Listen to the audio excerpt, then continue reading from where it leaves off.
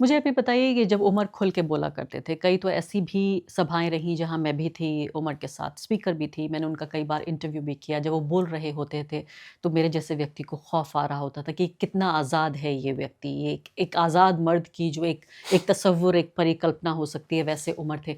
कभी आपने उमर को समझाया कि थोड़ा कम बोला करो या ज़्यादा हो गया या इतनी बहादुरी से क्यों बात कर रहे हो या आपको कभी उमर के लिए डर लगा?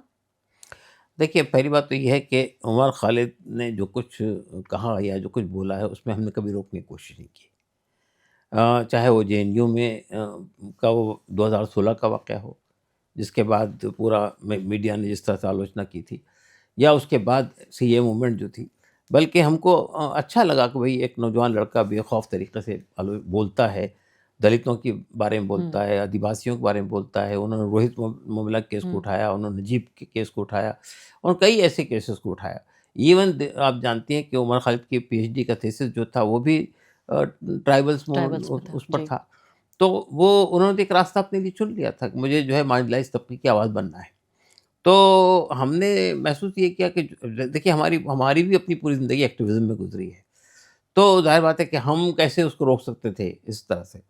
दूसरी बात ये कि हमें ये मानना था कि भई ठीक है, डेमोक्रेसी के अंदर जब तक कि आप वो ताकत से बोलेंगे नहीं, बेखौफ होके बोलेंगे नहीं, ज़ुल्म के खिलाफ आवाज़ नहीं उठाएँगे, और खतरे का भी अंदाज़ा था खतरे का आपको? भी अंदाज़ा था। इसलिए मुझे जब लोग ये कहते हैं वो हुँ, गिरफ्तार हो गए हैं, हुँ, आपको कैसा लगता है? हुँ। मैंने कहा नहीं, मुझे उम्मीद थी पहले से कि ये जो जिस तरह की तहरीक चला रहे हैं, उसमें इस बात का ये मरहला भी आ सकता है। मेरे रोंगटे खड़े हो रहे हैं जब आप ये बातें कह रहे हैं। नहीं, ज़ाहिर बात है इसलिए कि भई हम तो अपना इतिहास जानते हैं ना कि हमारे देश में जो आज़ादी की तहरीक चली, उसमें लोगों ने अंग्रेज़ों के खिलाफ बहुत खुलकर बोला था और सज़ा भुगती थी, कभी काले पानी चले गए, कभी फांसी पे चढ़ा दिए गए। तो ज़ाहिर है कि उमर ने भी उसी बात को अपनाया। उन्होंने बार-बार आप उमर की पूरी स्पीचेज़ को सुनिए, गांधी जी को की बात हो रही है, अम्बेडकर की बात हो रही है, भगत सिंह की बात हो रही है, यही सब बातें तो वो करते थे। और आप ये कीमत पे करने को तैयार थे, एक बाप के तौर पर। बिल्कुल। हमें यानी ये इसमें कोई यानी ऐसा नहीं लगता। ठीक है, हमें ये अंदाज़ा नहीं था कि ये इतना लंबा हुँ, होगा हुँ, पीरियड, कि 5 साल तक के बेल तक नहीं मिल हुँ। पाएगी, इसका अंदाज़ा नहीं था। लेकिन जेल जाने का आपको ये डर था कि ऐसा हो ऐसा सकता हो है। सकता है। जी, बिल्कुल। तो क्यों करते हैं आप ऐसा? क्या ऐसी बात है जो आप हासिल करना चाहते हैं? ये कोई देश प्रेम है आपका? ये कोई नेशनलिज़्म है, पैट्रियटिज़्म है? क्या चीज़ है ऐसी? क्या आपने बेटा दाँव पे लगा दिया? नहीं, लोग अपनी पूरी लाइफ़ दाँव पे लगा देते हैं। देखिए, बात ये है असल में कि जब मुल्क में ज़ुल्म बढ़ रहा हो और ख़ास तौर से एक पर्टिकुलर कम्युनिटी पूरी तरह प्रोसिक्यूटेड हो और सब लोग खामोशियों से अपने घर में बैठ जाएँ। देखिए, आप अंदाज़ा लगाइए कि उमर खालिद ने पासपोर्ट नहीं बनाया था हुँ, और उन्होंने ये बात कही थी, यानी मेरे घर में सबके पासपोर्ट हैं। मतलब मेरी बेटियों के पास पासपोर्ट है, मेरी वाइफ़ के पास पासपोर्ट है, हमारे पास वीज़ा है मुख्तलिफ़ मुल्कों के। लेकिन उमर खालिद ने पासपोर्ट नहीं बनाया था। उनका कहना था कि नहीं, मुझे इसी देश के अंदर रहना है, यहीं लड़ाई लड़नी है। तो जब आदमी एक रास्ता चुन चुका है अपने लिए और उस रास्ते पे चल पड़ा है, तो उसको डिस्करेज करना तो मुनासिब बात नहीं है, नंबर 1।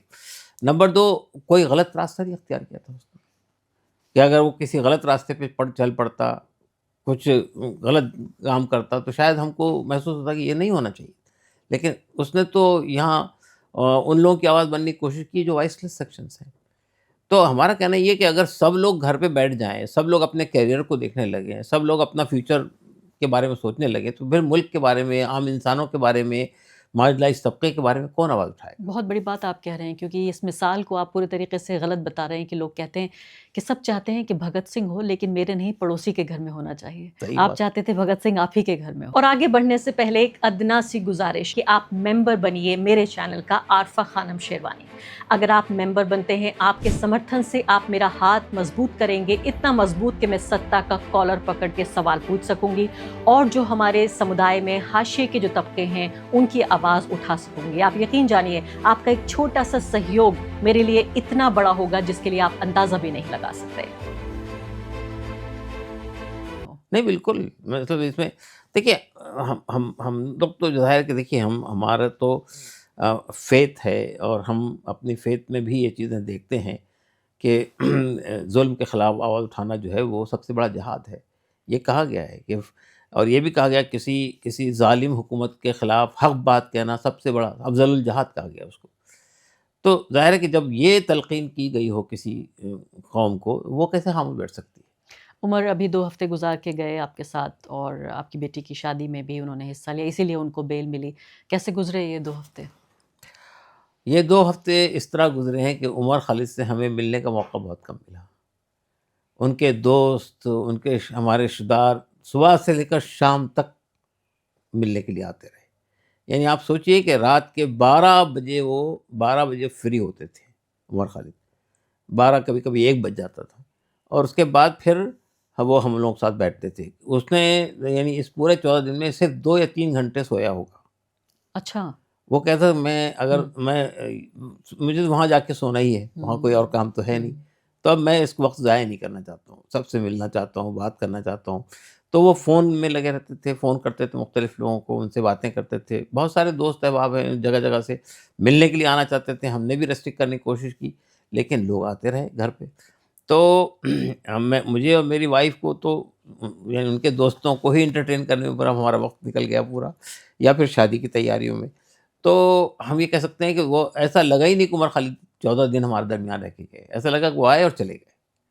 इसलिए कि मैंने बताया ना कि वो पूरी तरह मसरूफ़ रहे और हमको तो ऐसा लगता था कि ये 1 दिन गुज़र गया, 2 दिन गुज़र गया, ऐसे ही 14 दिन ऐसे गुज़र दिन गए। 14 दिन तो गुज़र गया। उनको 2 बार कम से कम बेल मिल चुकी है। तीसरी बार तीसरी बेल बार मिली। बेल मिली है। तो कैसा लगता है जब बेटा आता है, एक पल के लिए आप उसे देखते हैं और फिर वो जेल के लिए चला जाता है, कैसा लगता है जब वो होते हैं आपके साथ? नहीं बड़ा यानी यानी जो हमारे साथ वक़्त गुज़रता है अच्छा लगता है। हुँ, एक आदमी जेल की काल कोठरी में बैठा हुआ हुँ, है, दुनिया से कटा हुआ है, हुँ, ना इंटरनेट है, ना कंप्यूटर है, ना फ़ोन है, कनेक्ट नहीं हो रहा है। और दूसरी बात ये है कि इसके साथ-साथ ये कि यानी वो उनको तो आइसोलेटेड रखा गया है, हुँ। सबसे अलग रखा गया है।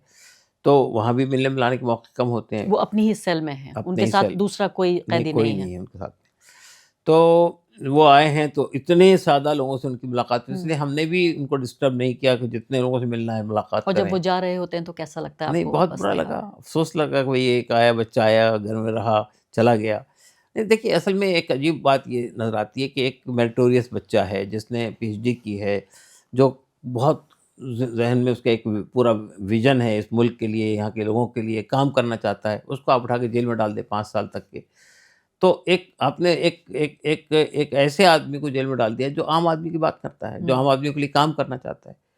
तो किस कसूर में? कोई कसूर तो हमको नज़र नहीं आता है, सिवाय इसके कि उसने एक तहरीक चलाई थी या उस तहरीक का पार्ट था या ये कि उसने हुकूमत की आँख में आँख डाल के बात करने की कोशिश की, इसी इसके कसूर लिए पे उन्हें सज़ा जेल दी में जा डाल रही है। दिया। कोई ऐसी चीज़ जो उमर को पसंद है, जो आपने उनके लिए खाने के लिए मँगाई या कोई ऐसी चीज़, कोई किताब पढ़ना चाहते थे या कोई फ़िल्म देखना चाहते थे?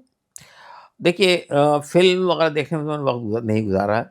अलबत्ता मैंने बताया ज़्यादा वक़्त उनका मुलाकातों में गया। हुँ, दूसरी बात ये किताबें तो उनको हम भेजते रहते हैं, जब वो कोई भी चीज़ मँगाते हैं, हुँ। वो उन्होंने इस दरमियान ज़्यादा वक़्त अपना किताब पढ़ने में कई गुज़ारा दर्जन है। किताबें पढ़ी उन्होंने। हुँ, हाँ, हुँ। उन्होंने डेढ़ दर्जन नहीं, उन्होंने 150 किताबें पढ़ी। 150 किताबें पढ़ी हैं। हाँ, ये पूरे 5 साल में 150 किताबें फ़िनिश की उन्होंने। तो तो वो कभी हर वक़्त जब भी उनसे टेलीफ़ोन बात होती है, वीडियो कॉल आती है हुँ, उनकी हर म हफ़्ते, तो ये कहते हैं ये किताब देख के बताइए हुँ, हुँ, अमेज़न से को कितना रेट है, क्या हुँ, है, अफ़ोर्डेबल है, नहीं है, आप लेके भेजिए मुझे। हुँ, तो वो किताबें पढ़ने में उन्होंने ज़्यादा वक़्त गुज़ारा है।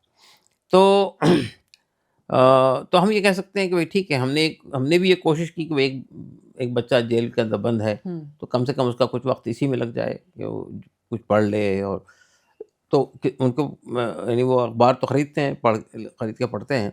टीवी भी उनके कमरे में लगा हुआ है, तो लेकिन वही सिलेक्टेड चैनल्स आते हैं उसपे। हुँ।